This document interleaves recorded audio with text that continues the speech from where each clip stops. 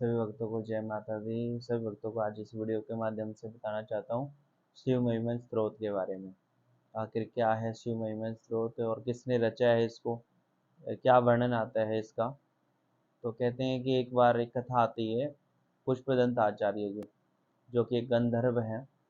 तो गंधर्व राज पुष्पदंत जो आचार्य हैं, वो वायु मार्ग से आकाश मार्ग से गमन कर रहे थे और भगवान शंकर के अनन्य भक्त हैं। भगवान शंकर की पूजा नित्य नियम रूप से वो करते हैं। तो जब वायु मार्ग से वो जा रहे थे तो उनका उनकी जो नज़र एक राजवाटिका पर पड़ती है। वो देखते हैं कि वहाँ बहुत सुंदर सुंदर फूल लगे हुए हैं। तो पुष्पदंत जो गंधर्व हैं वो नीचे आ जाते हैं पृथ्वी पर और उस राजवाटिका से अलग अलग जो फूल थे उनको चुन लेते हैं, उनको तोड़ लेते हैं और भगवान शंकर को जाकर अर्पित कर देते हैं। तो वो देखते हैं कि राजवाटिका बहुत सुंदर फूलों से सजी हुई है और अलग अलग प्रकार के भांति भांति के जो भगवान शंकर को ले जाने वाले पुष्प हैं, वो सारे पुष्प उस राजवाटिका में उपलब्ध थे। तो उनका ये नित्य नियम बन जाता है कि वो रोज वायु मार्ग से आकाश मार्ग से आते हैं और राजवाटिका से फूलों को चुनते हैं और वायु मार्ग से ही वापस चले जाते हैं। तो जो नित्य नियम उनको करते हुए बहुत समय बीत जाता है।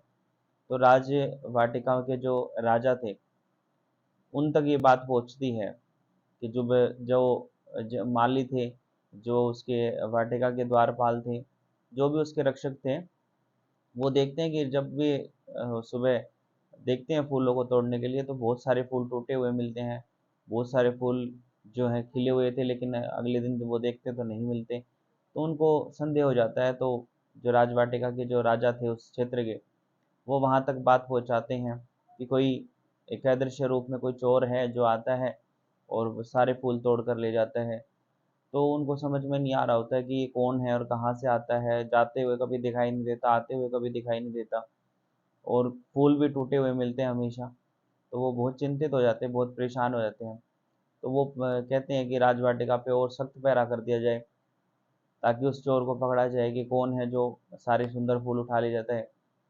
तो राजवाटिका पे और सैनिक तैनात कर दिए गए और जो थे विद्वान लोग उनकी वहाँ पर उनको तैनाती दे दी गई कि आप कोई भी है उस चोर का पता लगाएं और उसको राजा के समक्ष पेश करें। जब उनको ऐसा वो करते हुए कहते हैं कि 3 दिन तक उनकी तैनाती रहती है, लेकिन 3 दिन में कोई भी चोर पकड़ में नहीं आता। क्योंकि वो जो तैनाती करते थे वो एक साधारण जन के लिए तैनाती होती थी। जो बाग के चारों तरफ लगाई जाती थी बाड़े, बाग के चारों तरफ या बाग के द्वार पर लगाई जाती थी।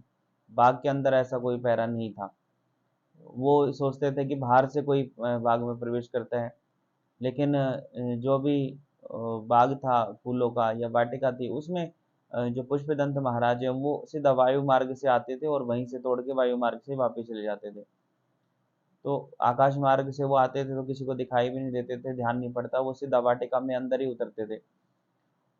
तो बहुत 3 दिन तैनाती रहने के बाद भी जब कोई चोर पकड़ में नहीं आता, तब राजा विद्वान जनों से, गुरुजनों से या जो विद्वान पंडित है उनसे सलाह करते हैं कि ऐसा कौन सी अदृश्य शक्ति है कि जो आती है और जो किसी के पकड़ में नहीं आती। तब जो उनके राज दरबार के जो पंडित हैं, विद्वान हैं, वो उनको सलाह देते हैं कि भगवान राजा को कहते हैं कि भगवान शंकर का जो निर्माल्या है, जो भगवान शंकर के ऊपर फूल बेलपत्र या जो भी वस्तुएं चढ़ा दी जाती हैं उनको निर्माल्या बोला जाता है। तो कहते हैं कि भगवान शंकर का जो निर्माल्या है उसको आप बाग में बिछवा दीजिए। अगर कोई ऐसी शक्ति है या ऐसा कोई पुरुष है, ऐसा कोई भी अगर इंसान है जो किसी शक्ति या माया से प्रेरित होकर आता है, तो जैसे ही निर्माल्य के ऊपर उसका पैर रखा जाएगा तो वो उसकी शक्ति क्षीण हो जाएगी और उसकी शक्ति क्षीण होने के कारण वो एक साधारण मनुष्य की तरह पकड़ा जाएगा। तो राजा उसको, जैसा राज दरबार में पंडितों और विद्वानों का मत था उसी अनुसार राजा बहुत सारा निर्माल्या मंदिर से मंगवाते हैं और पूरे उसमें राजवाटिका में बिछवा देते हैं। और जब, क्योंकि पुष्पदंत महाराज जो है उनका नित्य नियम था वहां से फूल ले जाने का और भगवान शंकर की अर्चना करने का, तो वो अपने नियम अनुसार अगले दिन फिर आते हैं और वो बाग में राजवाटिका में जब उतरते हैं और फूल चुनते हैं, तो वो बिल्कुल सहर से फूल चुनते हैं, और फूल चुनकर जब वो वापस वायु मार्ग से जाने लग जाते हैं, तब वो देखते हैं कि उनके उड़ने की जो क्षमता है, उड़ने की जो शक्ति थी, वो क्षीण हो गई है, कमज़ोर हो गई है, और उनसे दोबारा से उड़ा नहीं जा रहा है, उनकी शक्ति कार्य नहीं कर रही है। तो बड़े परेशान हो जाते हैं, चिंतित हो जाते हैं। तो वो जब नीचे की तरफ देखते हैं, तो वो उनका ध्यान पड़ता है कि उनका जो पैर है वो निर्माल्य पर पड़ गया है। इसी वजह से उनकी जो शक्ति है वो क्षीण हो गई है। तब पुष्पदंत आचार्य उसमें खेद व्यक्त करते हुए भगवान शंकर को प्रणाम करते हैं, माथा टेक कर साष्टांग प्रणाम करते हैं, और भगवान से प्रार्थना करते हैं कि भगवान, जो भी मुझे आपके निर्माल्य के ऊपर पैर रखने से जो जो शक्ति मेरी जो क्षीण हुई है, कमज़ोर हुई है, उसकी आप पूर्ति करें, और मुझे इस पाप से मुक्त करें। तो वो वहाँ से थोड़ा से जो बेलपत्र हैं पृथ्वी से हटाते हैं, और वहीं ध्यान लगा के, आसन लगा के भगवान का को नमन करते हैं, और भगवान की दिव्य स्तुति करते हैं, ताकि उनकी शक्ति वापस आ जाए और उनको वो वायु मार्ग से, आकाश मार्ग से वो वापस अपने लोक को जा सकें। वो गंधर्व थे, वो नहीं चाहते थे कि शक्ति क्षीण होने के कारण वो पकड़े जाएं, या उनको पृथ्वी लोक पर जो राजा है उनको बंदी बना के रखे। तो वो भगवान की स्तुति करते हैं। तो जो दिव्य स्तुति स्त्रोतनी उनके मुख से उस समय निकलती है, उस दिव्य स्तुति का जो नाम है, वही शिव महिमन स्त्रोत है। कहते हैं पुष्पदंत आचार्य विरचितम शिव महिमन स्त्रोत सर्व पापहारी है, कल्याण करने वाला है, और सर्व मनोकामनाओं को सिद्ध करने वाला है। क्योंकि ये गंधर्वराज पुष्पदंत ने खुद अपनी ज्ञान अनुसार लिखा है, और भगवान शंकर को गंधर्व अति प्रिय है।